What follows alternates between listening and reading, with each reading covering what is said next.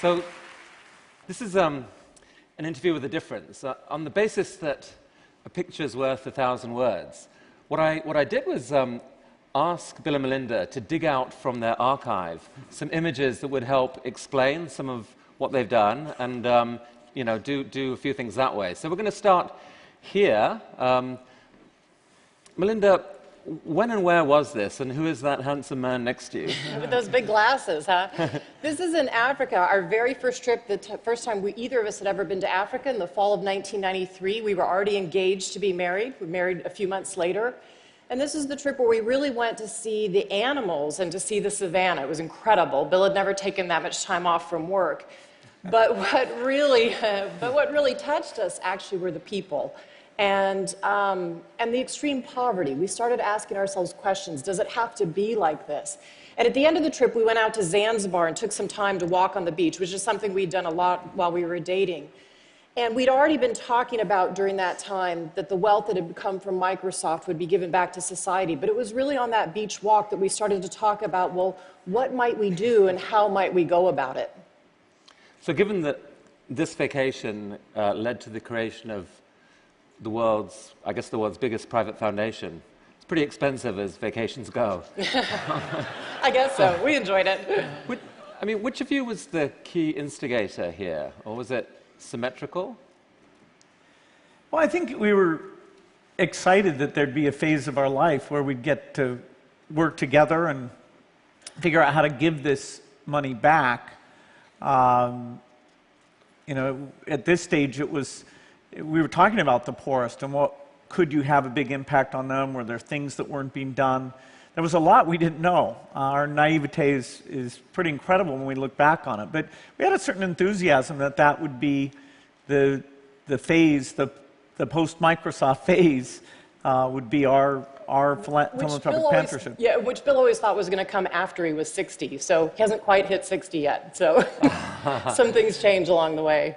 Oh, so it started there, but it got accelerated. That was 93, and then it was 97 really before the foundation itself started. Yeah, in 97 we read an article about diarrheal diseases killing so many kids around the world, and we kept saying to ourselves, well, that can't be. In the US, you just go down to the drugstore, and so we started gathering scientists and started learning about population, learning about vaccines, learning about what had worked and what had failed, and that's really when we got going, was in late 1988, 1999. So you've got a big pot of money and a world full of so many different issues. How on earth do you decide what to focus on? Well, we decided that we'd pick two causes, whatever the biggest inequity was globally, and there we looked at children dying, children not having enough nutrition to ever develop, and countries that were really stuck because with that level of death, then parents would have so many kids that they'd get huge population growth, and that the kids were so sick that they really couldn't be educated and lift themselves up. So that was our global thing. And then in the US, both of us had amazing educations, and we saw that as the way that the US could live up to its promise of equal opportunities by having a phenomenal education system. And the more we learned, the more we realized that we're not really fulfilling that promise. And so we picked those two things, and everything the foundation does are focused there. So I asked each of you to pick an image that you like that illustrates your work, and Melinda, this was what you picked. Yeah. What's this about? So one of the things I love to do when I travel is to go out to the rural areas and talk to the women, whether it's Bangladesh, India, lots of countries in Africa, and I go in as a Western woman without a name. I don't tell them, who I am, pair of khakis. And I kept hearing from women over and over and over the more I traveled of, I want to be able to use this shot. I would be there to talk to them about childhood vaccines, and they would bring the conversation around to, but what about the shot I get, which is an injection they were getting called Depo-Provera, which is a contraceptive. And I would come back and talk to global health experts, and they'd say, oh no, contraceptives are stocked in the developing world. Well, you had to dig deeper into the reports, and this is what the team came to me with, which is to have the #1 thing that women tell you in Africa they want to use stocked out more than 200 days a year explains why women were saying to me, I walked 10 kilometers without my husband knowing it, and I got to the clinic and there was nothing there. And so condoms were stocked in Africa because of all the AIDS work that the US and others supported. But women will tell you over and over again, I can't negotiate a condom with my husband. I'm either suggesting he has AIDS or I have AIDS. And I need that tool because then I can space the births of my children and I can feed them and have a chance of educating them. Melinda, you're Roman Catholic, and you've often been embroiled in controversy over this issue and on the abortion question, on both sides, really. How do you navigate that? Yeah, so I think that's a really important point, which is we had backed away from contraceptives as a global community. We knew that 210 million women were saying they wanted access to contraceptives, even the contraceptives we have here in the United States. And we weren't providing them because of the political controversy in our country. And to me, that was just a crime. And I kept looking around trying to find the person that would get this back on the global stage. And I finally realized I just had to do it. And even though I'm Catholic, I believe in contraceptives, just like most of the Catholic women in the United States who report using contraceptives. And I shouldn't let that controversy be the thing that holds us back. We used to have consensus in the United States around contraceptives. And so we got back to that global consensus and actually raised $2.6 billion around exactly this issue for women.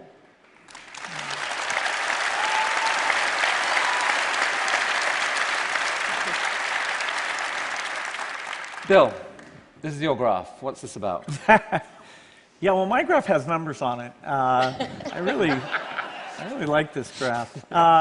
This is the number of children who die before the age of 5 every year. And what you find is, really a phenomenal success story, which is not widely known, that we are making incredible progress. We go from 20 million not long after I was born to now we're down to about 6 million. So this is a story largely of vaccines. Smallpox was killing a couple million kids a year. That was eradicated, so that got down to 0. Measles was killing a couple million a year. That's down to a few 100,000. Anyway, this is a chart where you want to, get that number to continue, and it's going to be possible using science of new vaccines, getting the vaccines out to kids. We can actually accelerate the progress. The last decade, that number has dropped faster than ever in history. And, so I just love the fact that you can say, okay, if we can invent new vaccines, we can get them out there, use the very latest understanding of these things, and get the delivery right, that we can perform a miracle. I mean, you do the math on this, and it works out, I think, at literally thousands of kids' lives saved every day compared to the prior year. It's not reported. An airliner with 200 plus deaths is a far, far bigger story than that. Does that drive you crazy? Yeah, because it's a silent thing going on. It's one kid at a time. This 98% of this has nothing to do with natural disasters, and yet people's charity when they see a natural disaster are wonderful. It's incredible how people think, okay, that could be me, and the money flows. These causes have been a bit invisible. Now that the Millennium Development Goals and various things are getting out there, we are seeing some increased generosity. And so, the goal is to get this well below 1 million, which should be possible in our lifetime. Maybe it needed someone who was turned on by numbers and graphs rather than just the big sad face to get engaged. I mean, you've used it in your letter this year. You used basically this argument to say that aid, contrary to the current meme that aid is kind of worthless and broken, that actually it has been effective. Yeah, well, people can take, there is some aid that was well-meaning and didn't go well. There's some venture capital investments that were well-meaning and didn't go well. That you shouldn't just say, okay, because of that, because we don't have a perfect record, this is a bad endeavor. You should look at, what was your goal? How are you trying to uplift nutrition and survival and literacy so these countries can take care of themselves and say, wow, this is going well, and be smarter. We can spend aid smarter. It is not all a panacea. We can do better than venture capital, I think, including big hits like this. Now, traditional wisdom is that it's pretty hard for married couples to work together. How have you guys managed it? Yeah, I've had a lot of women say to me, I really don't think I could work with my husband. That just wouldn't work out. You know, we enjoy it, and we don't... this foundation has been a coming to for both of us, and it's a continuous learning journey. And we don't all travel together as much for the foundation, actually, as we used to when Bill was working at Microsoft. We have more trips where we're traveling separately, but I always know when I come home, Bill's going to be interested in what I learned, whether it's about women or girls or something new about the vaccine delivery chain or this person that is a great leader. He's going to listen and be really interested. And he knows when he comes home, even if it's to talk about the speech he did or the data or what he's learned, I'm really interested. And I think we have a really collaborative relationship, but we don't spend every minute together, that's for sure. But now you are, and we're very happy that you are. Look, I mean, Melinda, early on, you were basically largely running the show. 6 years ago, I guess, Bill came on full-time, so moved from Microsoft and became full-time. That must have been hard, adjusting to that, no? Yeah, I think actually for the foundation employees, there was way more angst for them than there was for me about Bill coming. I was actually really excited. I mean, Bill made this decision even obviously before it got announced in 2006, and it was really his decision. But again, it was a beach vacation where we were walking on the beach and he was starting to think of this idea. And for me, the excitement of Bill putting his brain and his heart against these huge global problems, these inequities, to me, that was exciting. Yes, the foundation employees had angst about that. That's cool. But that went away within 3 months once he was there. Including some of the employees. That's what I said, the employees. It went away for them 3 months after we were there. Oh, the employees didn't go away. No, a few of them did, but... So what do you guys argue about? Like, you know, Sunday, 11 o'clock, you're away from work, you know, what comes up? What's the argument? You know, because we built this thing together from the beginning, it's this great partnership. You know, I had that with Paul Allen in the early days of Microsoft.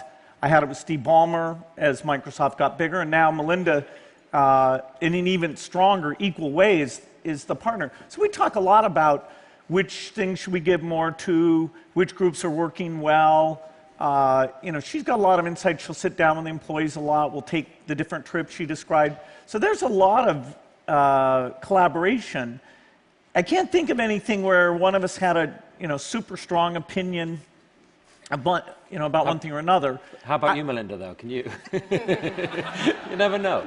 Well, here's the thing. We come at things from different angles, and I actually think that's really good. So Bill can look at the big data and say, I want to act based on these global statistics. For me, I come at it from intuition. I meet with lots of people on the ground, and Bill's taught me to take that and read up to the global data and see if they match. And I think what I've taught him is to take that data and meet with people on the ground to understand, can you actually deliver that vaccine? Can you get a woman to accept those polio drops in her child's mouth? Because the delivery piece is every bit as important as the science. So I think it's been more a coming to over time towards each other's point of view. And quite frankly, the work is better because of it.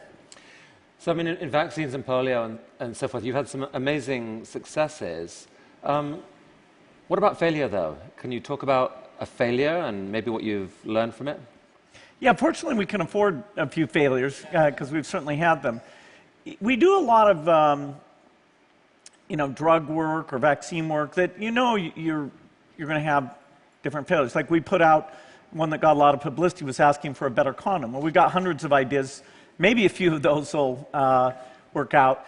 We were very naive, certainly I was, about a drug for a disease in India, visceral leishmaniasis, that I thought once we got this drug, we can just go wipe out the disease. Well, it turns out it took an injection every day for 10 days. It took 3 more years to get it than we expected, and then there was no way it was going to get out there. Fortunately, we found out that if you go kill the sandflies, you probably can have success there. But we spent 5 years, you could say wasted 5 years, and about 60 million on a path that turned out to have very modest benefit when we got there. You're spending like $1 billion a year in education, I think, something like that. Is anything, I mean, the story of what's gone right there is quite a long and complex one. Are there any failures that you can talk about? Well, I would say a huge lesson for us out of the early work is we thought that these small schools were the answer. And small schools definitely help. They bring down the dropout rate. They have less violence and crime in those schools.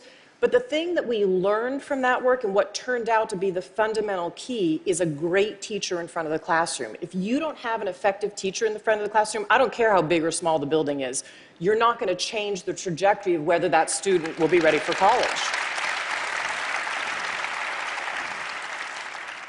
So, Melinda, this is you and your eldest daughter, Jen. Yeah. And just taken about 3 weeks ago, I think, 3 or 4 weeks ago. Where was this? So we went to Tanzania. Jen's been to Tanzania. All our kids have been to Africa, quite a bit, actually.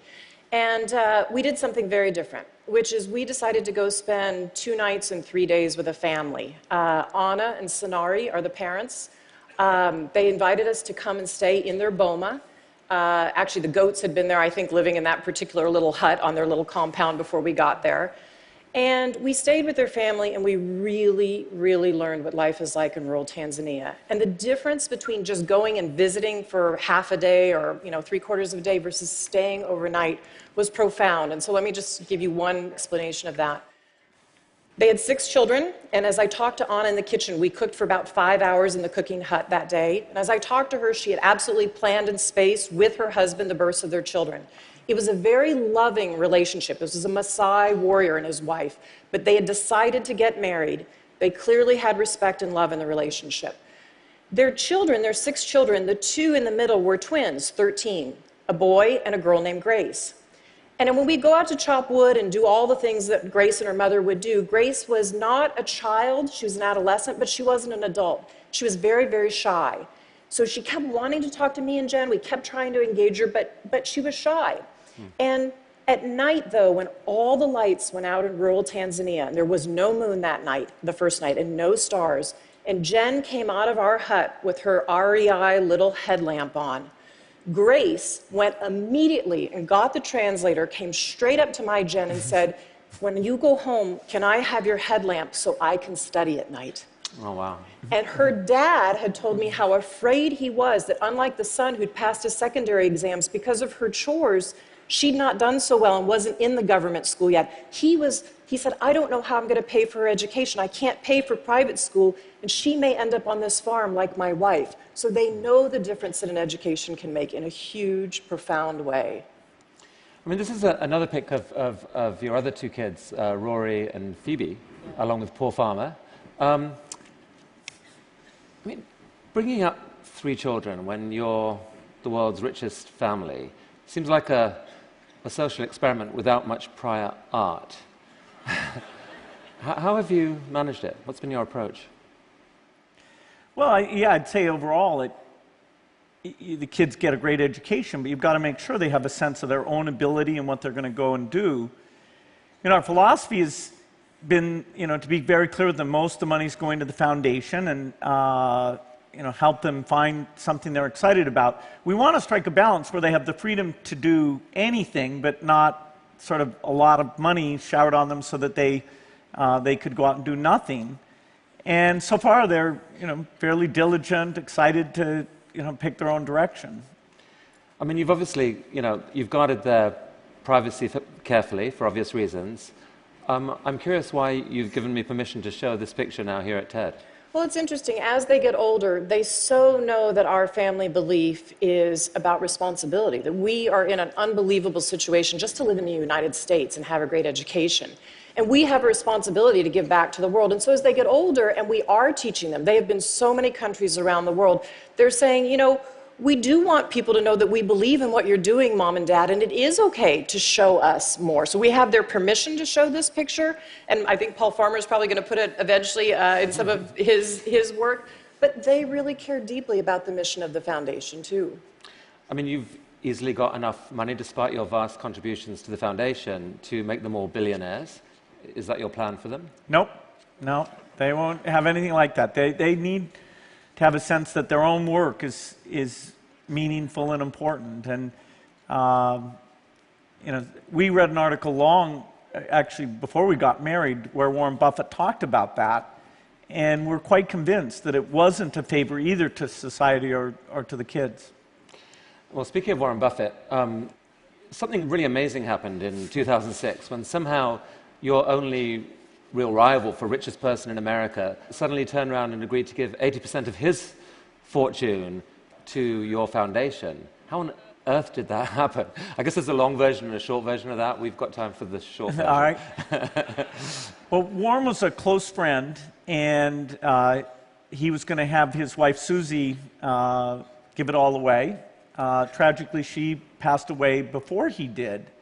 And he's big on delegation, and he said... Tweet that. You know, if he's got somebody who's doing something well and, you know, is willing to do it at no charge, maybe that's okay. But we were stunned. You know, we had never Totally stunned. Expected it, and it has been unbelievable. It's allowed us to increase our ambition in what the foundation can do quite dramatically. I mean, it's half the resources we have come from Warren's mind-blowing generosity. I mean, I think you've pledged that by the time you're done, more than, or 95% of your wealth will be given to the foundation. Yes. And since this relationship, yeah, it's amazing. And recently, you and Warren have been going around trying to persuade other billionaires and successful people to pledge to give, more than half of their assets for philanthropy. How is that going? Well, we've got about 120 people who've now taken this giving pledge. The thing that's great is that we get together yearly and talk about, okay, do you hire staff? What do you give to them? We're not trying to homogenize it. I mean, the beauty of philanthropy is this mind-blowing diversity. People give to some things, we look and go, wow. But that's great. That's the role of philanthropy, is to pick different approaches, you know, including even in one space like education. We need more experimentation. But it's been wonderful meeting those people, sharing their journey to philanthropy, how they involve their kids where they're doing it differently.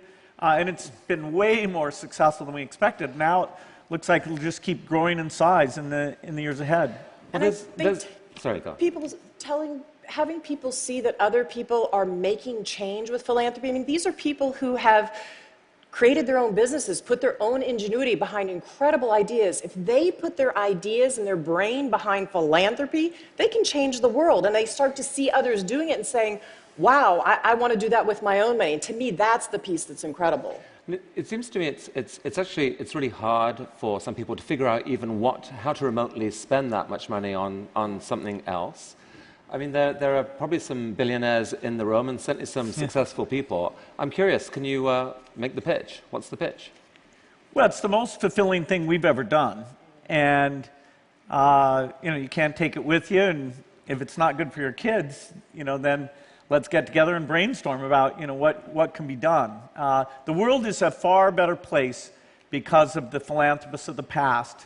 And the U.S. tradition here, which is the strongest, is the envy of the world. And part of the reason I'm so optimistic is because I do think philanthropy is going to grow and take some of these things government's just not good at working on and discovering and shine some light in the right direction. The world's got this terrible inequality, growing inequality problem that seems structural. It does seem to me that if more of your peers took the approach that you two have made, it would make a dent both in that problem and certainly in the perception of that problem. Is that a fair comment? Oh yeah, if you take from the most wealthy and you give to the least wealthy, it's good. It kind of tries to balance that, and that's just. But you change systems. I mean, in the U.S., we're trying to change the education system so it's just for everybody and it works for all students. I mean, that, to me, really changes the inequality balance. That's the most important. Well, I really think that most people here and many millions around the world are just in awe of the trajectory your lives have taken and the spectacular degree to which you have shaped the future. Thank you so much for coming to TED and for sharing Thank you. for all you do. Thank you. Thanks. That was so Thank you. Come back.